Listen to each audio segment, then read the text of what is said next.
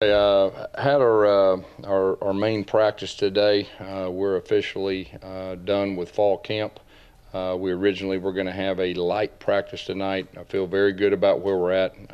Our guys had a very good practice with great energy yesterday afternoon before fan day. They were very motivated. It was very impressive for me late in fall camp that we were able to respond to that. So I think we're in a great spot. Today we really worked hard on end of the game scenarios, offensively and defensively and special teams, with all the different situations that we could see during the season, just to get a good foundation so we can keep continuing to work as far as that goes. Yesterday, fan day, I really appreciate our fans. It was just a great experience. Had a great turnout. I know our players were very excited afterwards to see that many people. It was really good. So we're done with fall camp. Tomorrow starts the first day of school. We will be off. We'll let our players get prepared this evening to get ready for the first day, to get off to a good start. I know our players are excited about academically getting started with that too. We'll have a practice.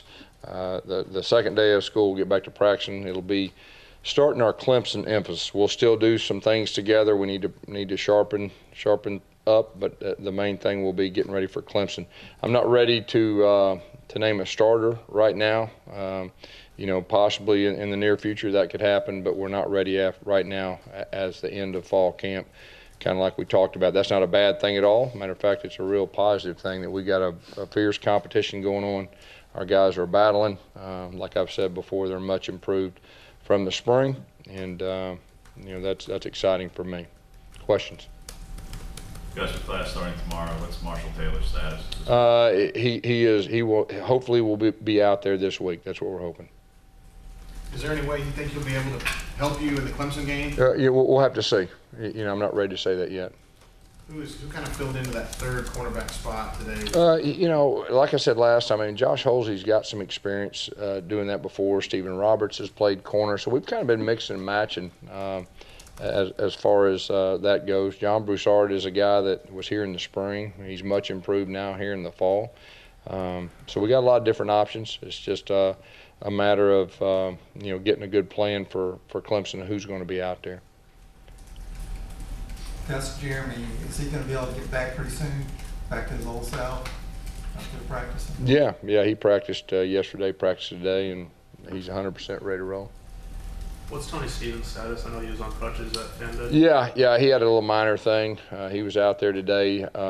He'll be back to practice probably in the next 2 to 3 days, but it's nothing that'll alter him, as far as the first game is concerned. And hey, fall camp was tough. It should have been tough. We needed to get back to that physical straining them, and we're a little banged up at a lot of different positions, but it's not a bad banged up. We got 2.5 weeks, a little more than 2.5 weeks to get these guys ready. And the guys that are there, we're expecting every one of them to play. We're expecting every one of them to be 100% that's not already had surgery or something like that. How much competition is there on the defensive line? Because you've obviously got a lot of guys who seem to have talent. Yeah, there's good competition. I think there's been close to 10 guys rotating, with the ones and twos, and that's a area of depth that we have, and that'll be a good thing, as the season goes along, and it'll be a good thing early in the season too. Watching the tape from this second scrimmage, from yesterday, yeah. Did you see any difference in the way the quarterbacks played, specifically Sean and John? Yeah, we just played those two like I've said before. We put them in some different situations. They backed up with a plus 25, plus 50 right there, and some unique things. I feel like they both showed some signs of improvement. And it was good information. It wasn't anything earth-shattering or anything, but it was good to see them out there in those situations. And there was a lot of teachable situations, not just for the quarterback, but offensively and defensively too from the scrimmage.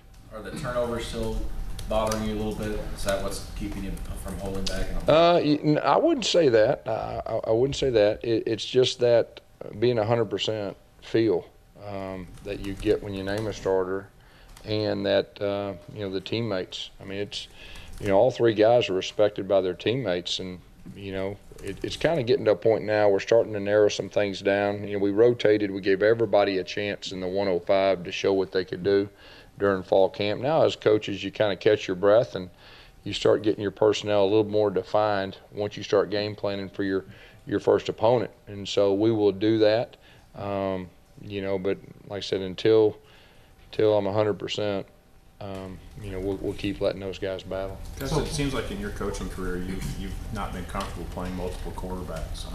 Have you kind of had to readjust your thinking this year with it being a little bit different? I'm not ready to say that yet, but we've always had a wildcat type guy, and we've always had a starter. So, I'm not ready to say that quite yet. We're hoping to have the guy. In a battle like this where there's 3 guys involved, do you need to narrow it down to 2 to give guys more reps? That's definitely the plan. I'll take you back to 2013. I think it was about 2 weeks, maybe 2.5 weeks, and we went ahead and went live, and that's when Nick won the job. And that definitely helped once we narrowed things down. So that would definitely be one of our plans. So you could go live? I hope not. I don't think we're in the same situation right now. Matter of fact, I know we're not in the same situation we were in 2000. We have more information. That was the first year we got here, so it doesn't look like we're going to have to do that. And that was the goal really beforehand, like I told you before, that you don't want to have to do that in fall camp. But we put our guys in enough situations going thud with defensive linemen around them. How do they handle the pocket? How do they handle protecting the football? How do they handle when things break down? Can they protect the football? So we're getting a lot of good information. With Jeremy and Sean, guys, how much, because you have seen them in game action, how much does the game action from last season or even further back in Jeremy's case still weigh in compared to the last? I really think from year to year, you've got to really, I don't care if it's any position, you really got to push that aside. And you got to really look to what they've done, how much they've improved. Because a lot of times, not just quarterback, any position, a guy gets to have more experience. I mean, he turns into a complete different player. So, I really, the past in a situation like this, I don't think about it. I'm letting them earn it, and that really goes for every position, not just quarterback. As you narrowed things down across the board, when you looked at Cam Martin as a freshman, these first 2 scrimmages, to see a guy that can contribute immediately? Yeah, there's no doubt that he'll play this year. He's a tough guy. That's what stood out to me. I mean, he's got courage. Backs protecting in this league. It's not easy, and he stepped up and had his face in there, and so that was encouraging. Gus, can you update Kyle Davis? Any idea when he might be able to return? We're hoping Kyle Davis will be back this week. I know he's really close, so that'll be a good thing too. This is not really necessarily an Auburn question, but it seems like there have been some quarterbacks, if they play more plays in these offenses, they take more hits maybe on runs. How much is it more important than ever these days to have 2 guys, or is there really not more quarterback injuries? I don't think you can ever have enough quality depth at the quarterback position if you are if you run your quarterback. And so, the fact that we got 3 guys that can take a snap and execute a play like we needed to execute, I think that's a positive. And our quarterback's got to be more of a runner this year. We've talked about that. I don't care who it is. So, but it's good that we got that depth right now. Is Trey Williams back to full go? He's close. He's close. I had a side question unrelated to fall. Uh-oh. Did you hear that one? Get ready, guys. Side question. I saw in the spring, the summer I saw in the spring, you installed a weather station above your office. A weather station above my office. Yeah, there's like a wind monitor and whatnot above your office. Yeah. Do you not trust the National Weather Service? Well, it's really just for the kicking game. Just want to make sure that the kicking game, we know when we're with the wind and against the wind. And, thanks to my man, it really got me thinking, and I appreciate that because I didn't do that before. But I appreciate that.